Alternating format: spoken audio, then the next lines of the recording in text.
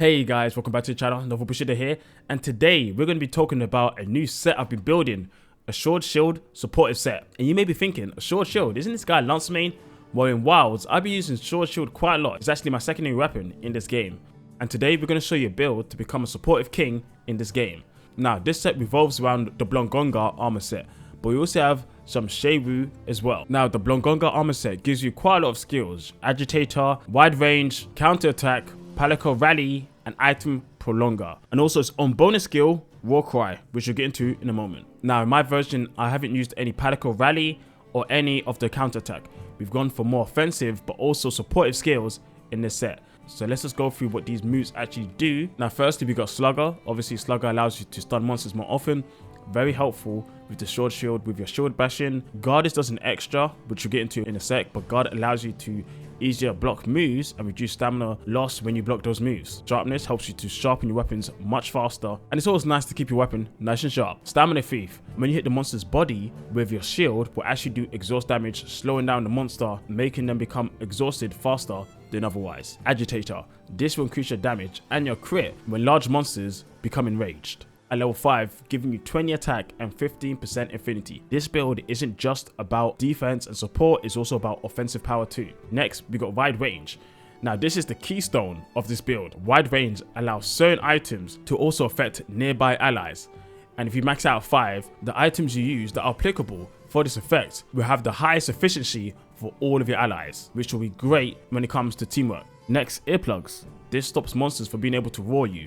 And this is great because sometimes you may be drinking a potion, activating Wide Range, and at the same time you don't want to be stopped. And yeah, this just helps you with your allies. Speed Eating. This increases the rate they eat meat and also consume items, which, as you can see, you're able to eat and drink things at a faster rate, allowing you to support your team even more. And then we move on to Mushroom Monster, which is a great skill, allowing you to digest mushrooms, giving you an advantage. And as you can see here, at first you're able to eat blue mushrooms, which heals, and toadstools, and after that you can do nitro shrooms and power shrooms for defensive and offensive buffs, and then lastly, Madrose, Demon Blight, and the Sight Shrooms for even more abilities, which is just going to help your team even more.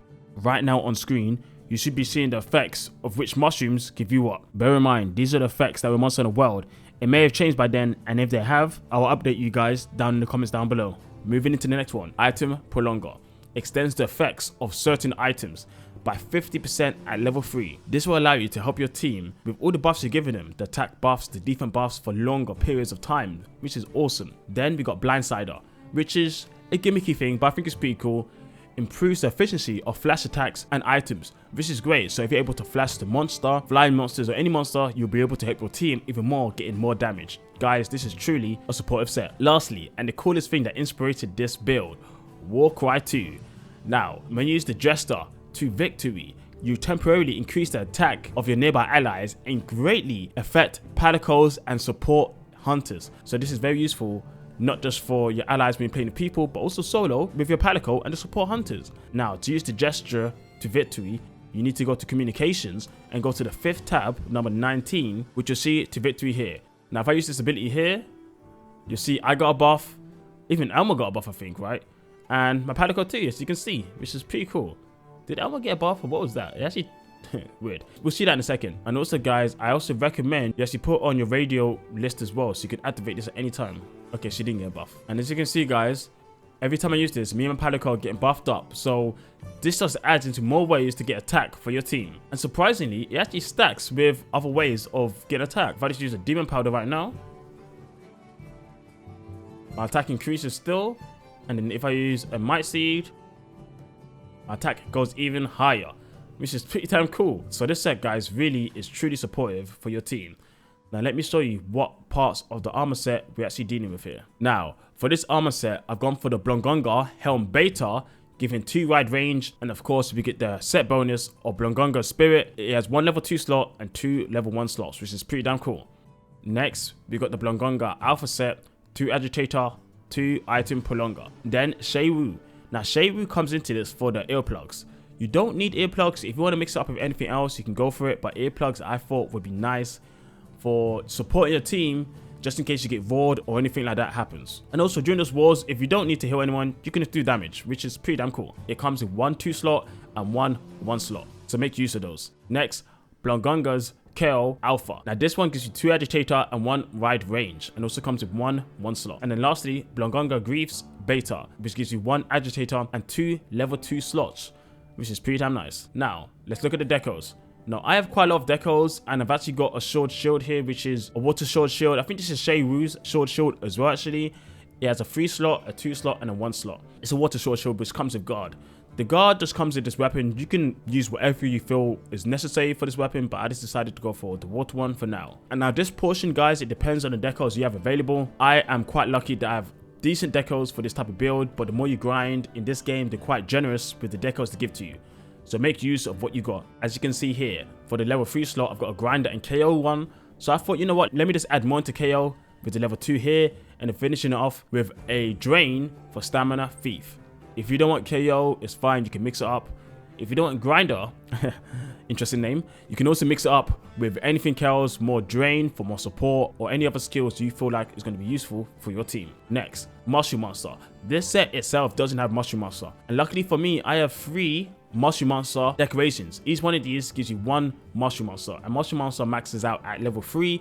So I got 1 in the helm, I got 2 in the legs. After that, I've got 1 Endure in here for the item prolonger, and then I've also got a friendship jewel also to finish off the head. Now going into the hands, Shay Wu has pretty decent decoration slots, so I finish off the earplugs for free here with this decoration, and then use this flashing jewel for the blindsider, which I think is going to be pretty useful. And then lastly, in the coil, we got the last wide range finishing up at 5. Now we're not done there. We also got this Glutton's Charm, level 3, which gives 3 speed eating. This armor alone doesn't give speed eating, but with this you're able to max out its full capabilities, which is pretty damn awesome. Well, that's it with weapons and armor, guys. Well, next let's move into the items, because it's important for a sword and shield user to always be ready when it comes to your equipment. When it comes to items, there's a couple you want to bring to help your team. Lowering pods to lure the monsters to yourself to keep the heat off your allies, which is pretty good. Flash pods are really useful when it comes to the new flash skill that you have. You got your shock traps and pitfall traps, which is nice, part of the course. And then we got some mushrooms that we can use for healing, different attack buffs, and so on. So taking these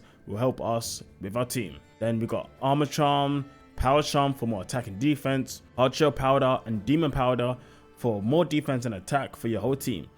Life Powder, some AoE healing, Adamant Seed, and Might Seed to give yourself and your teams more attack and defense once again. No Berries to move blights, Herbal Medicine to move poison from yourself and your allies. You got some rations and well done steak because you need to eat, right?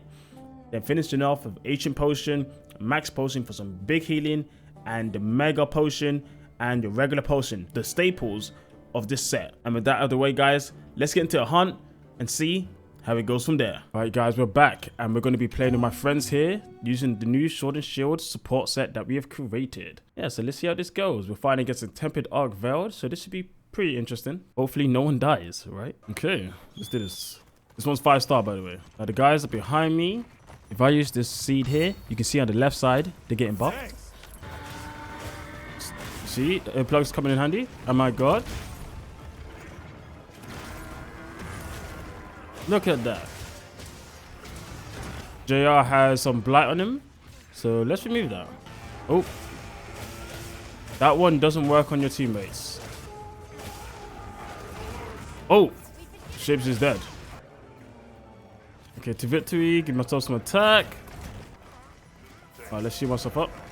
See that, guys? It heals so quickly with speed eating. Let's buff everyone up. There we go. Okay, now it's about to calm down. Now let's try to get some stun damage on the head.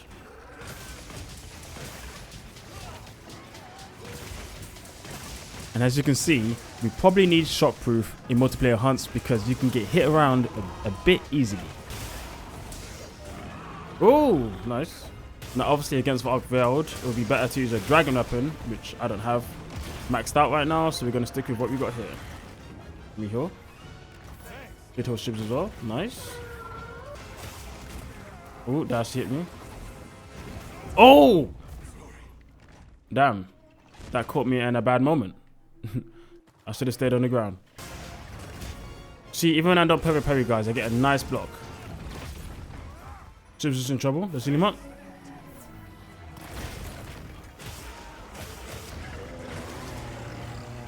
Obviously, I don't need to block the wall. I have all this time for extra damage. Yeah, I definitely need shockproof. 100%. Oh, that was so nice. Let's show everyone. Oh, JL's low. Let's see them up. And as you can see, guys, 2 strokes and fully sharpened. Much, much easier. You don't have to worry about any of that stuff. Da-da-dun. Da-da-dun. Alright, now we can try some of the flashing. Let's see how effective it is against this guy. We'll try to fly away and we'll get him. There we go. GG's. Well, guys, you have it there. Maybe it needs a bit of work. Shockproof would definitely be useful in this build, honestly, because we got knocked around quite a lot by my teammates. And there are a lot of items that you need to be eating to help your team. So try not to get overwhelmed with those. Only use the ones that you feel necessary in the end. Because, yeah, going through all of these items is quite a lot. But it's definitely a lot of fun. And it's nice to see yourself affect your teammates, right? Anyway, guys, that's it for today. We'll catch you guys next time. See ya.